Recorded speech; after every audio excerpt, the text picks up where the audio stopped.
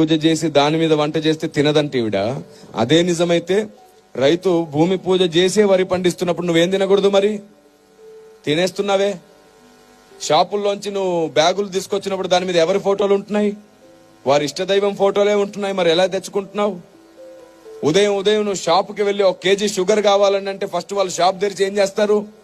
తమ ఇష్టదైవానికి మొక్కి షాప్ అంతా తిప్పి మళ్ళీ తర్వాత డబ్బుల పెట్టెలో కూడా ఆ తర్వాతే కదా నీకు ఇస్తున్నారు. ఆ లెక్క ప్రకారం నువ్వు ఏ షాపులో ఏం కొనకూడదుగా.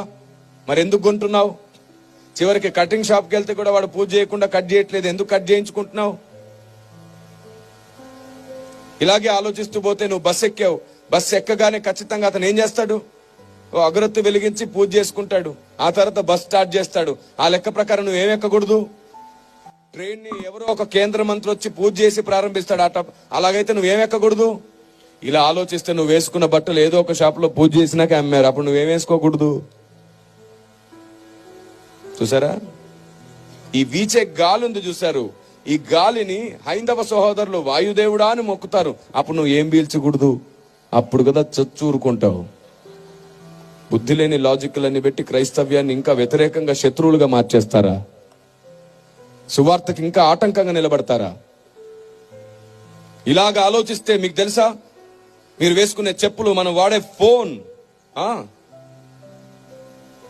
చివరికి నా చేతిలో ఉన్న మైక్, ఇక్కడ ఉన్న బాక్స్, ఇక్కడ ఉన్నటువంటి వాయిద్యాలు, మీరు వేసుకున్న కళ్ళజోళ్లు, మీరు కూర్చున్న కుర్చీలు అన్ని ఆయా షాపుల్లో ఆయా డీలర్స్, చివరికి కార్లు కూడా వాళ్ళు పూజ చేసి వాళ్ళ షోరూమ్ లో అమ్ముతున్నారు.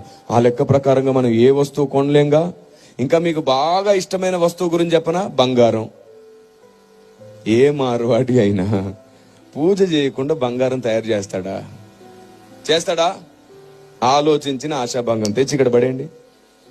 పాస్టర్లు అందరూ కలిసి మళ్ళీ ఇదే కొత్త సంవత్సరం ఇంకా పెద్ద సభ పెడతారు. అప్పుడు మొత్తం మండలం వచ్చి సువార్త వింటారు. ఇక్కడ ఏంటి బంగారం చూద్దాం, వేయగలరా? అమ్మో, ఇది నా బంగారం, పూజ చేసిన బంగారంగా. మరి ఇలా ఉంటుంది. చాలండి, ఇంకెంతకాలం ఈ అజ్ఞానం చెప్పండి. అందుకే మనకి ఏదైనా గొప్పగా అనిపిస్తే పరిగెత్తొద్దు. మోకరించి దేవుణ్ణి అడగండి, ఇది కరెక్టేనా ప్రభు అని. మన జ్ఞానానికి పరిధి ఉంది. ఆయన జ్ఞానం అమితమైనది. ఆమేన్. అనంత జ్ఞాని ఆయన.